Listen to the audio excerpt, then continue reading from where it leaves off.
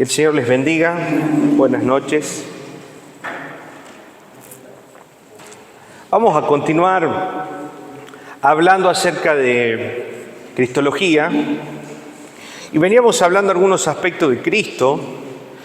Y hoy nos toca hablar acerca de Jesús en tres oficios: como profeta, como sacerdote y como rey. Y cómo aparecen estos tres oficios o se manifiestan estos tres oficios de Cristo en la palabra. Amén. Las profecías del Antiguo Testamento presentan a Jesús en los oficios de profeta, sacerdote y rey. Dentro del pueblo judío estas funciones consisten. ¿Cuál era la función del profeta? El que habla de parte de Dios al pueblo. Amén. El profeta es aquel que habla, que Dios transmite el mensaje y él lleva el mensaje hacia el pueblo. Como sacerdote vemos que es aquel que acerca a Dios o que acerca al pueblo hacia Dios. Entendiendo que la función del sumo sacerdote, que después lo vamos a ver, y de los sacerdotes, era poder llevar el sacrificio del pueblo delante del altar. Amén. Entonces el sacerdote presentaba al pueblo y acercaba al pueblo hacia Dios. Y vemos, y vamos a analizar también la función de Jesús como rey, como el que gobierna y gobernará las naciones. Amén. Vamos a empezar hablando de Jesús como profeta. Tal como se mencionó anteriormente, la función del profeta, ¿cuál era? Hablar al pueblo de parte de Dios. Hoy esa función profética no se cumple de tal forma, ya que la revelación total de la palabra está en la palabra de Dios. Amén. Entonces hay que tener mucho cuidado cuando alguien también se dice ser profeta. Amén. Y entendiendo sí que el rol del profeta hoy lo están cumpliendo aquellos predicadores que hablan por medio de la revelación de su palabra. Amén. Pero ahora vamos a ver en Cristo cómo se cumple este oficio. En este sentido, Jesús fue un profeta porque vino a traer el mensaje de salvación de parte de Dios hacia el pueblo o hacia la tierra, en este caso. El pueblo de Israel estaba esperando un profeta especial, superior a los anteriores. Acuérdense que hasta ese momento está la lista de todos los profetas mayores y menores, ¿ven? Pero se esperaba y estaba ya profetizada la venida de un profeta que iba a ser superior a estos, que le llaman el profeta. Amén. Él con mayúscula, hablando de alguien con jerarquía, alguien con autoridad sobre todos los demás. Hablando de Cristo como el profeta. Amén. Ahora, ¿por qué esperaban ese gran profeta?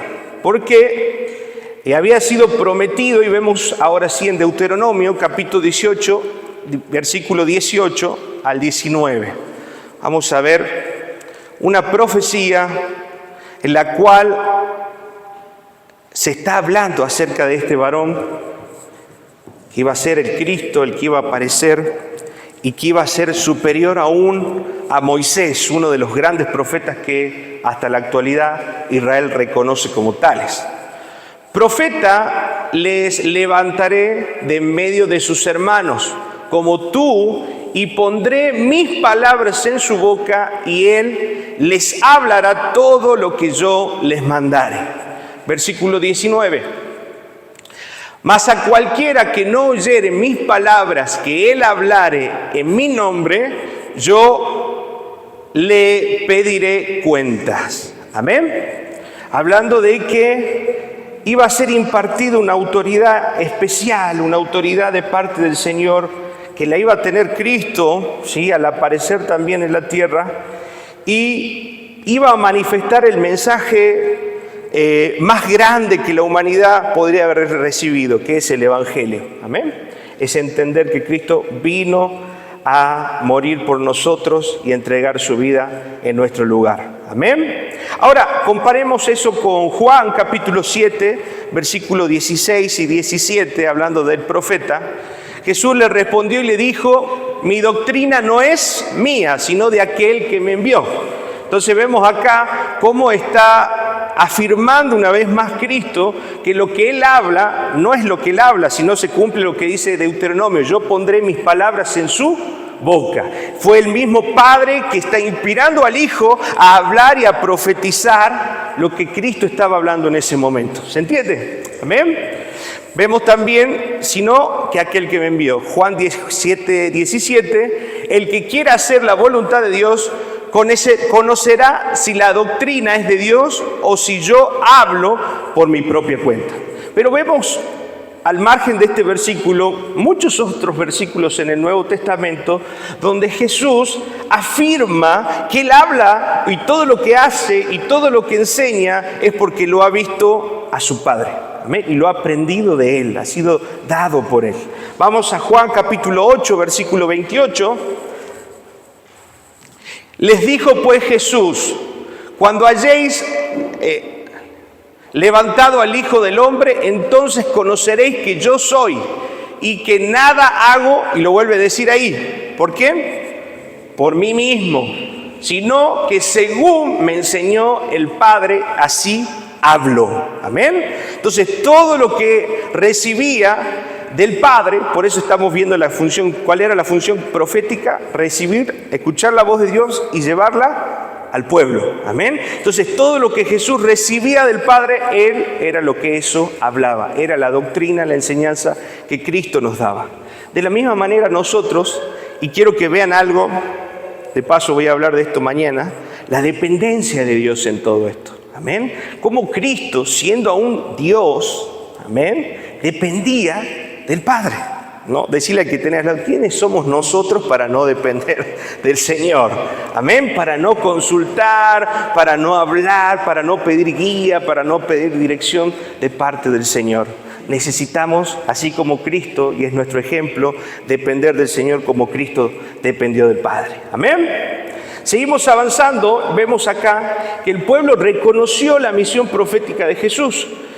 Juan 6:14, aquellos hombres entonces, como vieron la señal que Jesús había hecho, decían: este verdaderamente es el profeta que había de venir al mundo. Vemos acá que no solo el reconocimiento era de sus discípulos, sino que también la gente ya podía detectar y podía de alguna manera vislumbrar que esa persona que se estaba manifestando, ese Mesías que en ese momento estaba apareciendo en la escena, era ese profeta al cual ya se había profetizado con anterioridad que iba a ser el profeta sobre todos los demás. Amén. Recordemos que el profeta más grande por excelencia que tiene el pueblo de Israel es Moisés. Amén. Porque él recibió, imagínense, la inspiración de las tablas. Amén.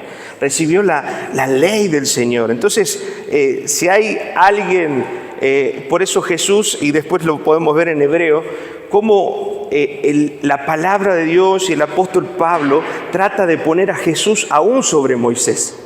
Amén. Dándole jerarquía, dándole autoridad aún sobre el más grande de los patriarcas y más grande de los profetas que fue Moisés. Jesús está sobre todo. Amén. La autoridad máxima. Y eso es lo que trata de jerarquizar también Pablo cuando habla con los judíos. Juan capítulo 7, versículo 40. Entonces algunos de la multitud, oyendo este dicho, decían: verdaderamente este es el profeta. Vemos otra vez ese reconocimiento, vemos otra vez la gente pudiendo ver desde lo espiritual que se estaba manifestando y se estaba dando a conocer ese Mesías que iba a venir con un mensaje de salvación. Amén. Mateo 21, versículo del 10 al 11, dice: y entrando él en Jerusalén, toda la ciudad se alborotó diciendo: ¿quién es este? Las gentes decían: este es Jesús. ¿Y qué dicen? El profeta de Nazaret de Galilea. Amén. Imagínense que para ellos, quizás hoy para nosotros no es tan relevante escuchar la palabra profeta, pero para ellos en ese tiempo realmente simbolizaba la voz misma de Dios. Eran personas, hombres, amén, alumbrados, inspirados por Dios, los cuales hablaban inspiración divina, era Dios mismo hablando por ellos. Amén. Hoy, gracias a toda la revelación completa de la palabra que tenemos, gracias al Señor, en nuestras manos, toda la profecía está dada allí. Amén. Por eso podemos decir que parte de ese rol profético ha cesado en este tiempo, porque la revelación de la palabra ya nos está dando el panorama completo de la profecía. Amén. Ahora, seguimos avanzando. Condiciones para calificar como profeta. ¿Cuáles eran las condiciones que debían cumplirse para decirse que un hombre realmente era un hombre de Dios? Y también para que entendamos que muchos de los que hoy se dicen profetas no lo son. Amén. Vamos a ver. El profeta tenía que ser elegido y enviado por Dios como lo fue Jesús. Vamos a ver qué dice Juan capítulo 5 versículo 30. Porque ahora hay gente que dice, no, Dios me envió, ¿no? ¿Qué sabemos si realmente fue enviado por Dios? ¿Se levantó solo? ¿De dónde salió? Amén. Pero realmente el profeta en ese tiempo debe ser alguien escogido por el Señor. No puedo yo hacer nada por mí mismo, dice Jesús.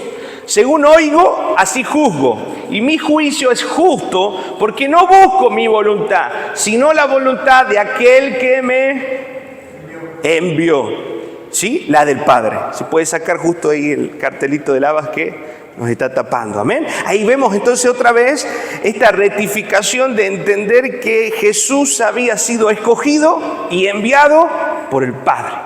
Entonces, y afirma y nos da seguridad de que era un profeta de Dios. En el 5, 36 y 37. Avancemos un poco más sobre Juan. Mas yo tengo mayor testimonio que el de Juan, ¿sí? Se dice que el último de los profetas fue Juan el Bautista, que preparaba el camino para el Mesías, amén, que traía y hablaba también de aquel que no iba a venir a bautizar solamente en agua, sino que iba a bautizar en el Espíritu Santo y fuego, amén. Ahora, porque las obras que el Padre me dio para que cumpliese, las mismas obras que yo hago dan testimonio de que el Padre me ha enviado. Amén. ¿Te das cuenta?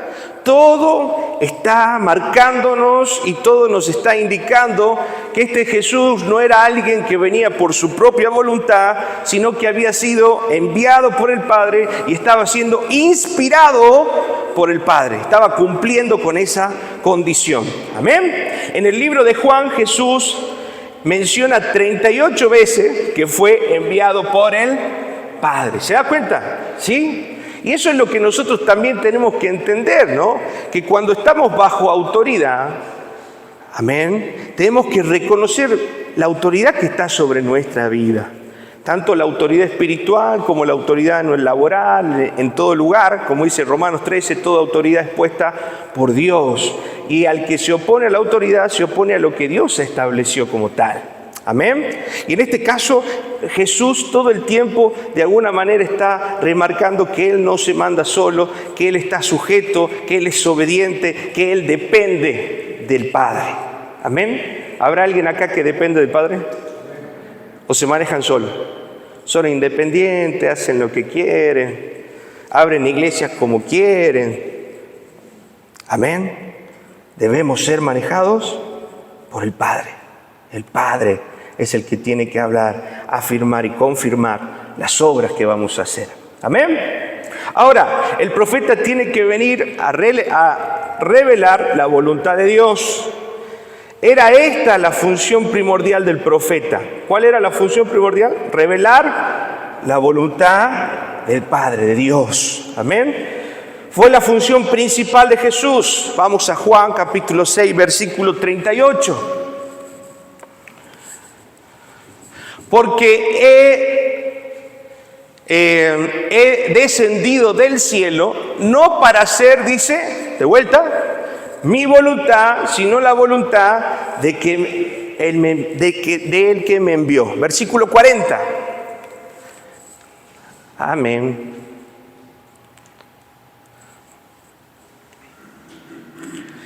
Y esta es la voluntad del que me envió. Y ahí empieza, esta es la profecía que venía a traer. Amén. Que todo aquel que ve al Hijo y cree en Él tenga vida eterna.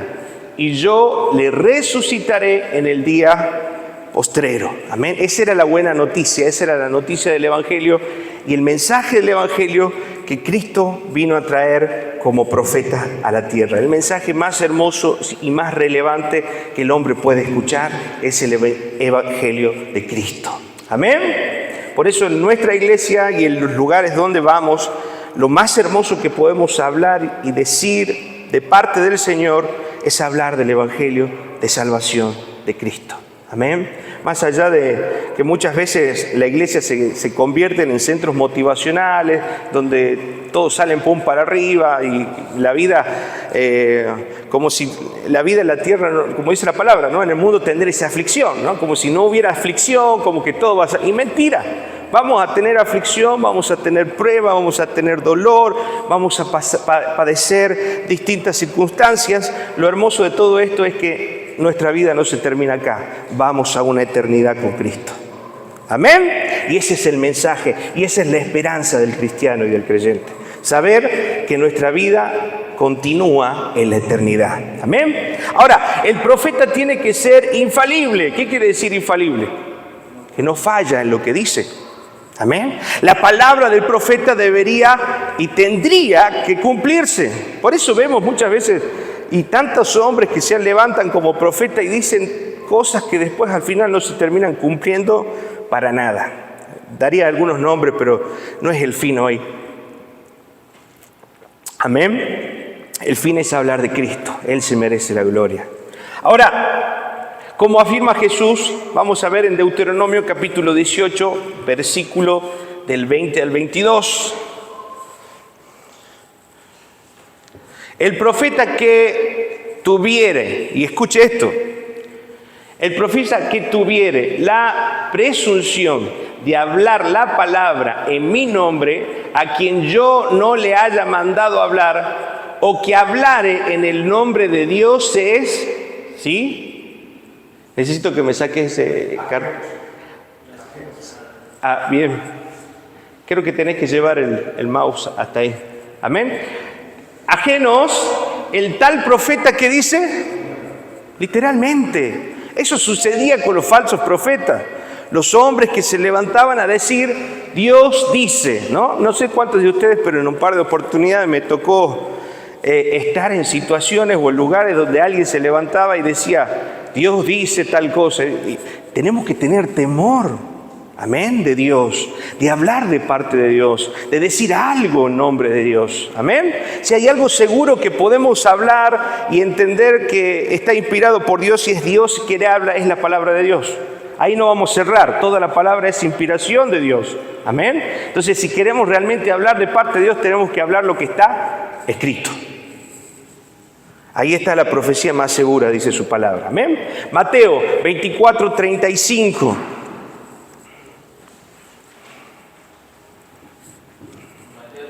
(24:35)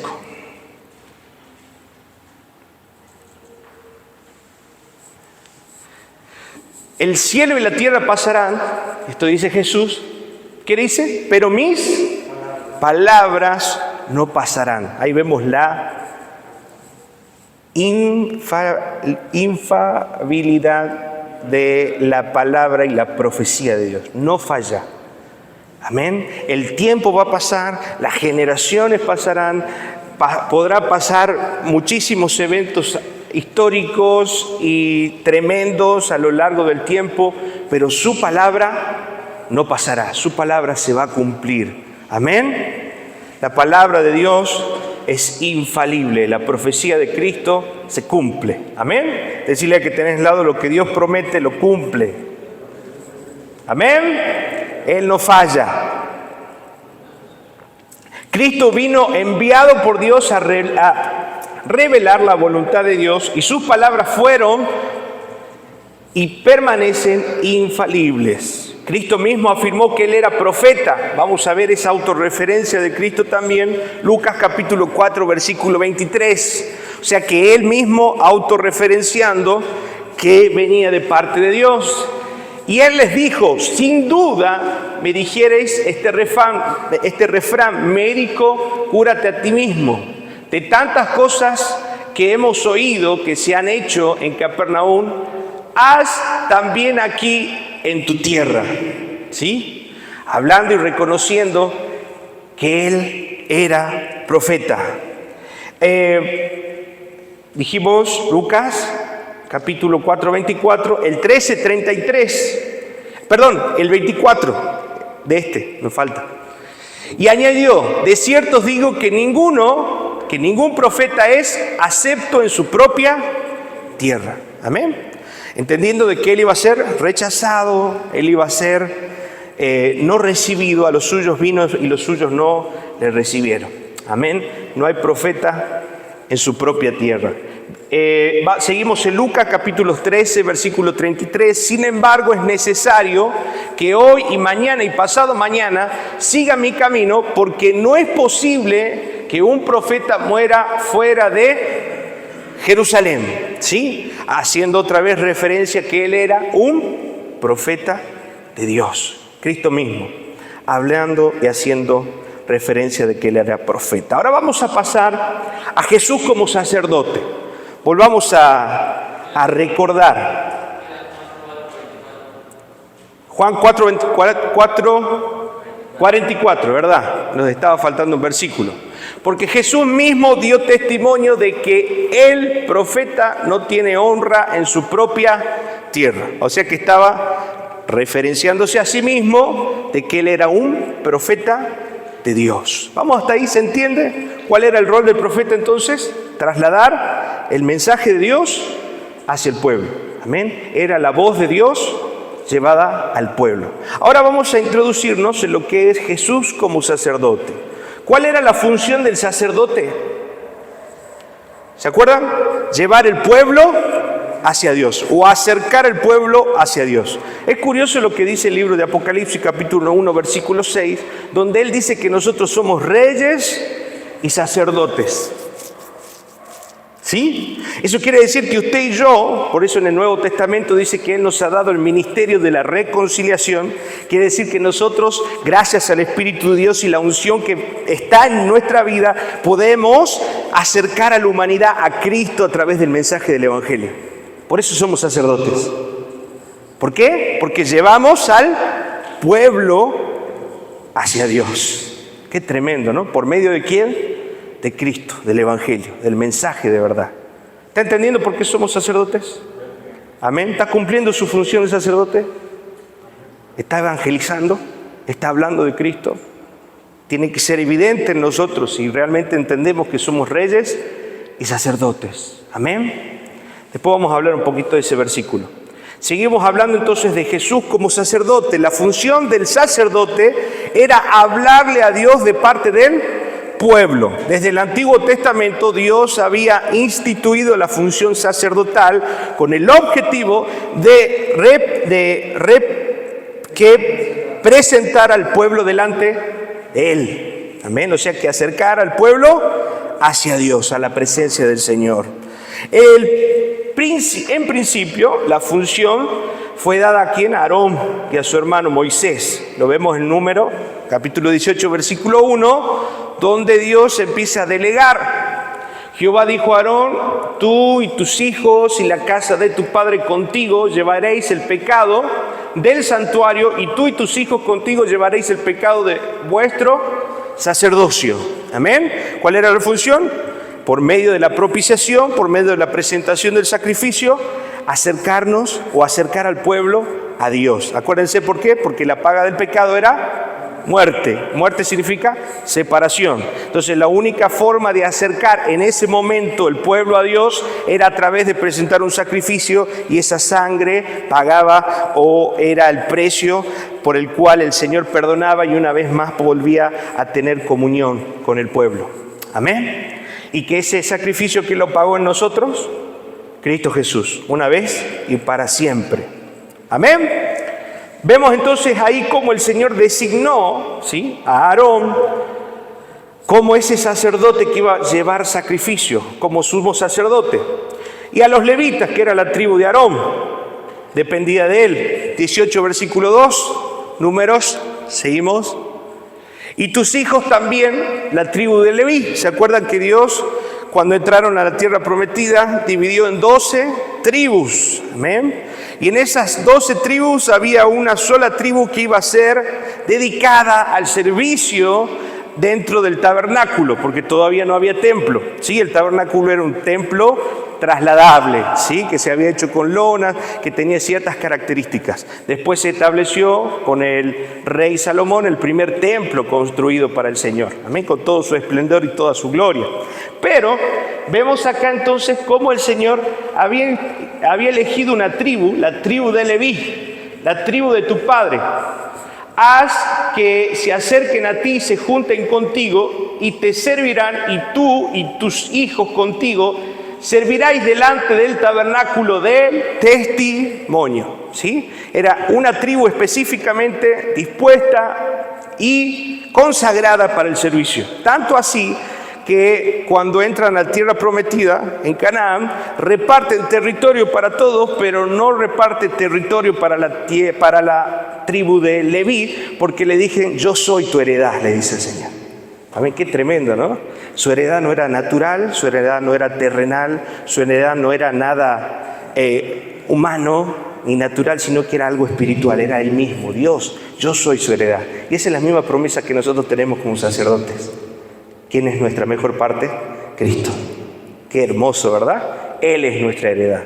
No necesitamos un territorio, no necesitamos riqueza, ni nada para estar plenos. Y esto es lo que entendía el pueblo de Leví, cómo vivía consagrado al Señor. Amén. Por eso los diezmos se instauraron en ese momento para que puedan sostener a esa tribu, ya que no tenía tierras, no tenía cómo cultivar y demás. El diezmo de las otras 11 tribus iba hacia Leví para poder sostener a este pueblo elegido. Amén. Tremendo. Algún día podremos hablar un poco más acerca de esto, que es muy interesante. Vemos entonces ahí cómo el Señor ha escogido a la tribu de Leví y al sumo sacerdote Aarón como el principal de su casa. Hebreos capítulo 5, versículo del 1 al 4, vemos ahí cómo Dios escoge a Cristo. Amén. Dice, porque todo sumo sacerdote tomado de entre los hombres es constituido a favor de los hombres en lo que a Dios se refiere, para que presente ofrendas y sacrificios por los pecados. Esa era la función. Amén. ¿Para qué estaba el sacerdote? Para presentar ofrendas y sacrificios por los pecados. O presentar ofrenda y sacrificio representaba acercar el pueblo hacia Dios, romper el pecado o quitar el pecado que había entre ellos. Versículo 2. Pero que se muestre paciente con los ignorantes y extraviados, puesto que él también está rodeado de debilidad. Y está hablando también de aquellos que sirven y tengan atención. ¿Ustedes son sacerdotes del Señor? Amén. Está bien, tenemos la función de acercar al pueblo, tenemos la función de predicar, pero también debemos mostrarnos como pacientes. Amén. Habla de la misericordia, de la compasión. Amén. De entender que si soy un sacerdote y mi función es acercar la gente al Señor, tengo que hacerlo con paciencia, tengo que hacerlo con amor, tengo que hacerlo con la gracia del Señor. Porque ustedes también tienen debilidad. Y lo aclara. Amén. ¿O habrá alguien aquí que no peca? A ver los perfectos. No veo a nadie levitando todavía, así que seguramente algún pecado tendrá. ¿Sí? Si no, estaríamos ya en la presencia del Señor. Amén. Amén. Versículo 3. Y por causa de ella debe ofrecer por los pecados tanto por sí mismo como también por el del pueblo. Esa era la función del sacerdote. Presentaba la paga del pecado por sí mismo y por los del pueblo. Versículo 4.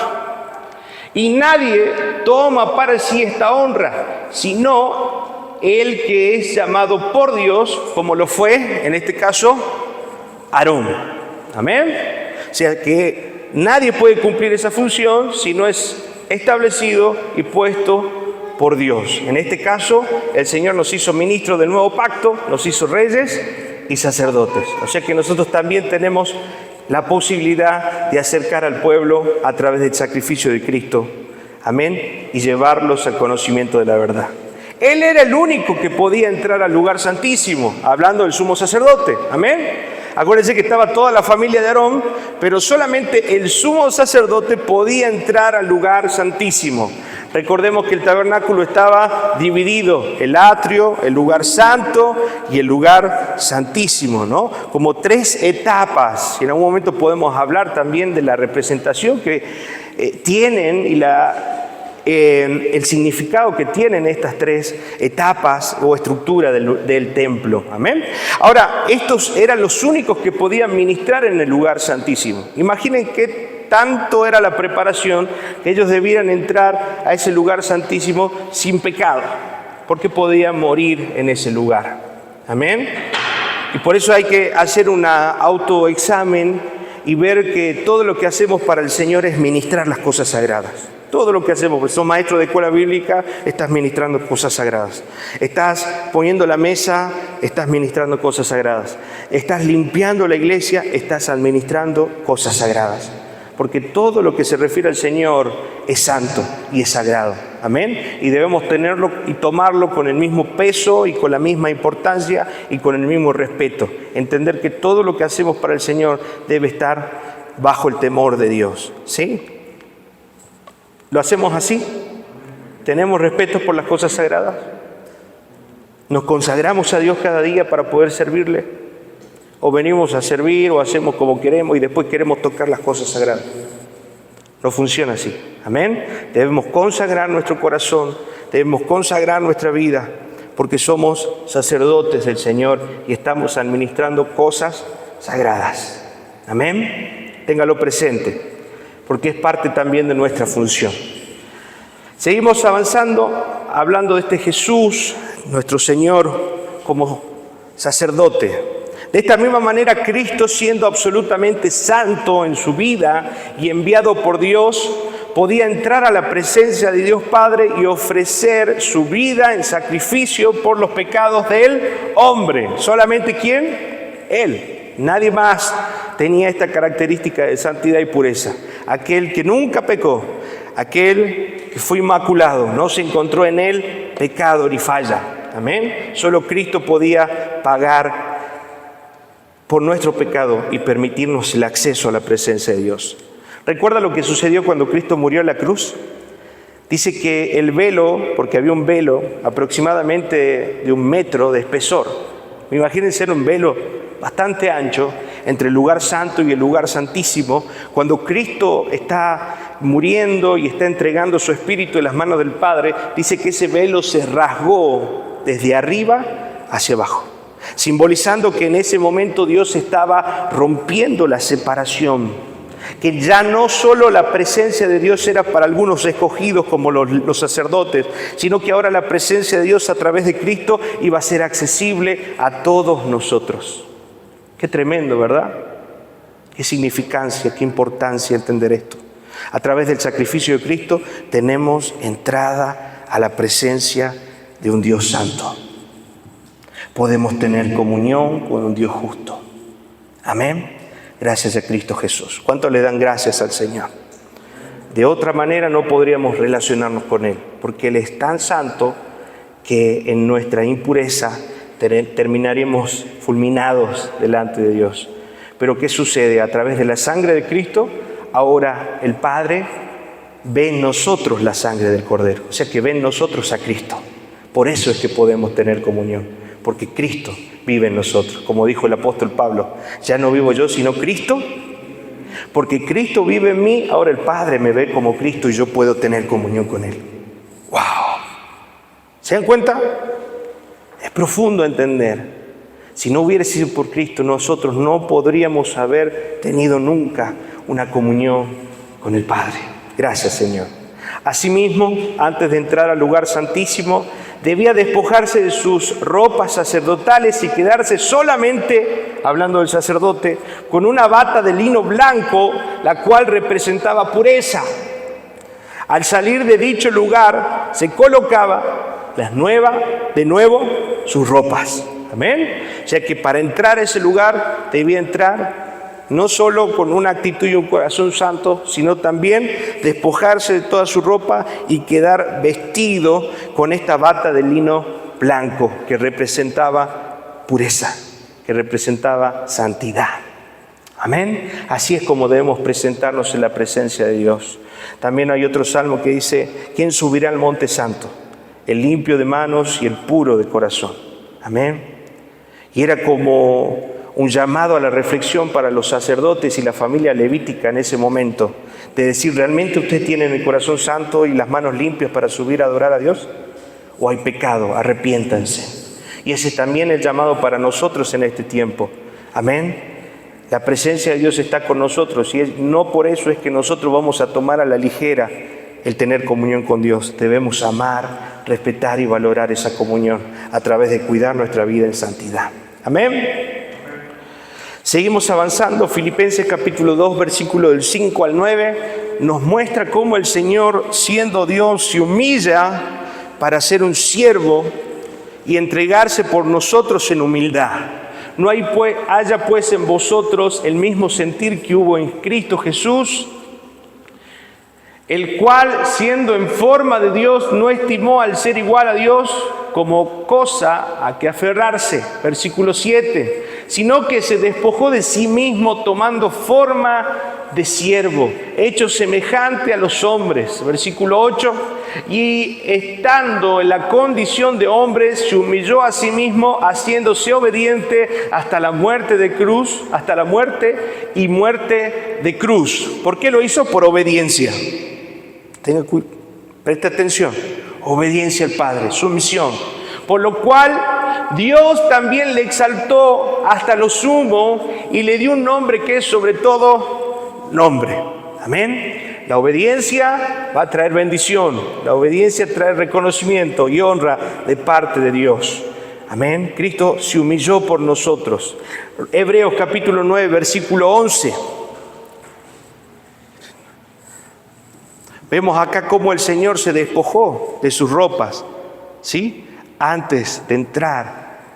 Ahora, pero estando ya presente Cristo, sumo sacerdote de los bienes venideros, por el cual más amplio y más perfecto tabernáculo, no hecho de manos, es decir, no de esta creación. Sí, amén, ahí. Vamos de vuelta. Pero estando ya presente Cristo, sumo sacerdote de los bienes venideros. Entonces vemos acá en Hebreos cómo está hablando de Cristo como ¿quién? Como el sumo sacerdote. Recuérdense que aunque la familia sacerdotal era grande, el único que podía entrar a ese lugar era el sumo sacerdote. Amén. El sumo sacerdote. De esta manera Cristo se despojó de su gloria, ropas. Quedó vestido de blanco, su santidad. Ofreció el sacrificio frente a Dios Padre y se vistió nuevamente de gloria al regresar al trono. Amén. De esta manera, en el Calvario Jesús se convirtió en nuestro gran sumo sacerdote, acercándonos al Padre. Él fue el sacrificio. Y él mismo fue el sacerdote que ofreció dicho sacrificio. Doble función. Fue el sacrificio y fue el sacerdote. Por eso Romanos nos dice que nosotros nos presentemos delante del Señor, dice, como una ofrenda. Amén. Y presentemos culto racional, agradable delante del Señor, como lo hizo Cristo. Amén. ¿Por qué culto racional? Porque fue una entrega voluntaria. Eso quiere decir que cuando nosotros venimos a la presencia de Dios tenemos que voluntariamente despojarnos de todo lo humano, de todo lo carnal, de todo lo que no nos suma, no nos bendice, que todo lo que nos aparta de Él, y realmente ser dignos de ser llamados hijos de Dios. Amén. ¿Llevamos con dignidad el nombre de Dios? Yo les pregunto. ¿Realmente estamos representando bien a Cristo y estamos representando su nombre a través de nuestra vida y testimonio? Amén.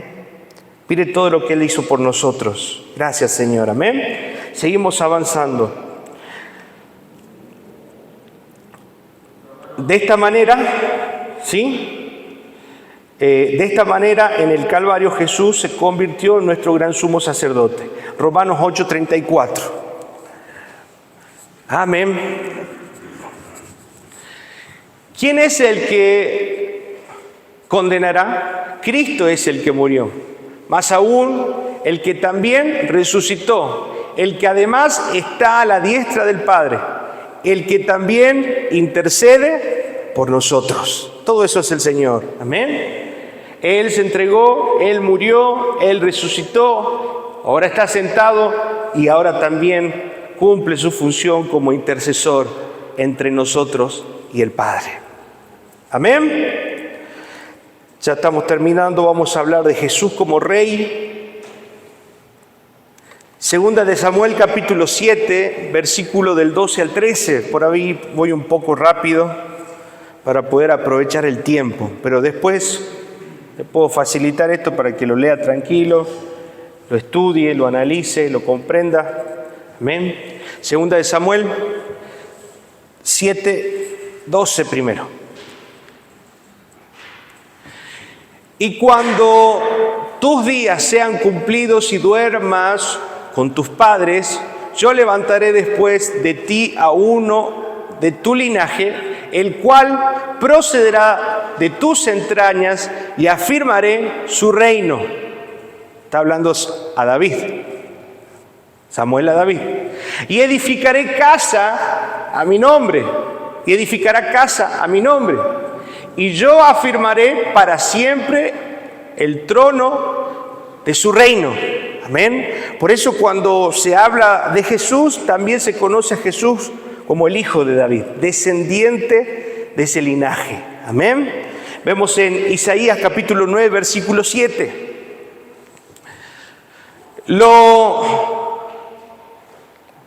Lo dilatado de su imperio y la paz no tendrá límite sobre el trono de David y sobre su reino, disponiéndolo y confirmándolo en juicio y en justicia desde ahora y para... ¿Quién es el que reina todavía? Cristo. Está hablando de Cristo. El celo de Jehová de los ejércitos hará esto. Amén. Imagínense, escrito por el profeta Isaías, como siempre lo decimos, 700 años antes de la aparición del Salvador. Amén. Jesús afirmó que en verdad Él era y es Rey. Vamos a verlo en Juan capítulo 18, versículo 36 y 37. Respondió Jesús: mi reino no es de este mundo. O sea que ya estaba diciendo, muchachos, yo soy el Rey. Amén. Yo soy el Rey. Mi reino no es de este mundo. Si mi reino fuera de este mundo, mis servidores pelearían para que yo no fuera entregado a los judíos. Pero mi reino no es de aquí. Amén. ¿Y el tuyo? No te enamores de la tierra. Amén. Versículo 37. ¿Qué dice? Y le dije entonces, Pilato, luego eres tú rey. Respondió Jesús: tú dices que yo soy rey. Yo para esto he nacido y para esto he venido al mundo, para dar testimonio a la verdad. Todo aquel que es de la verdad oye mi voz. Y una vez más, diciendo Jesús y afirmando: yo soy rey. Amén. Pero no de esta tierra, no de la manera que el mundo espera, sino de la forma espiritual en la que Dios quería manifestarse a través de Cristo. Amén. Apocalipsis 15, 3. Vemos también ahí a Jesús como Rey. Y cantan el cántico de Moisés, siervo de Dios, y el cántico del Cordero, diciendo: grandes y maravillosas son tus obras, Señor Dios Todopoderoso, justo y verdadero son tus caminos, Rey de los santos. Ese es un canto que van a cantar los justos, los santos, en la presencia de Dios cuando estemos ahí. Amén. Glorificando, exaltando y declarando que Él es Rey. Apocalipsis 19, 16. Y en su vestidura y en su muslo tiene escrito este nombre: Rey de Reyes y Señor de señores. Ese es Cristo. Amén. Su reino fue inaugurado, pero aún no ha sido completado y establecido en la tierra. ¿Cuándo va a suceder eso? En el reino milenial. Amén. Una vez que el Señor venga a juzgar a la tierra, Él va a traer a sus escogidos y va a traerlo a esta tierra de una forma restaurada y va a establecer su reino por 1000 años. Amén. Y ahí va a ser completado ese reino que le espera. El rey de Israel gobernaba de forma suprema y soberana. Así ocurre en el reino de Jesús. Amén. Y así va a suceder y sigue. Él es rey por siempre. Él es soberano. Amén. Terminamos como repaso entonces, entendiendo lo que hoy vimos, estos 3 oficios, como profeta, como sacerdote y como rey. ¿Amén? Como profeta, Jesús vino ¿a qué? A reemplazar a Moisés, dijimos, ¿no es cierto? El más alto y el más grande de los profetas reconocidos por Israel. ¿Por qué decimos entonces que era profeta? Porque trae la voz de Dios, traslada y lleva la voz de Dios hacia el pueblo. Habla de parte de Dios al pueblo. Segundo, como sacerdote, vino a reemplazar a Aarón y a sus sucesores. Amén. Porque él se convirtió en el sumo sacerdote. Y como rey, vino a reemplazar ¿a quién? A David. Por eso él es llamado Rey de Reyes y Señor de Señores. Amén. Rápidamente hoy hemos podido ver los 3 oficios de Jesús. Agradecemos al Señor por su palabra y les pido que cuando se les envíe esto puedan también profundizarlo un poco más. Amén. Por ahí el tiempo acá es un poco corto y queremos avanzar también en otros puntos y otros temas, pero profundícelo, estúdielo y vamos realmente a ver la grandeza, el poder, la magnificencia de nuestro Jesús, de nuestro Señor. Amén. Nos ponemos de pie para orar, darle gracias al Señor por su palabra.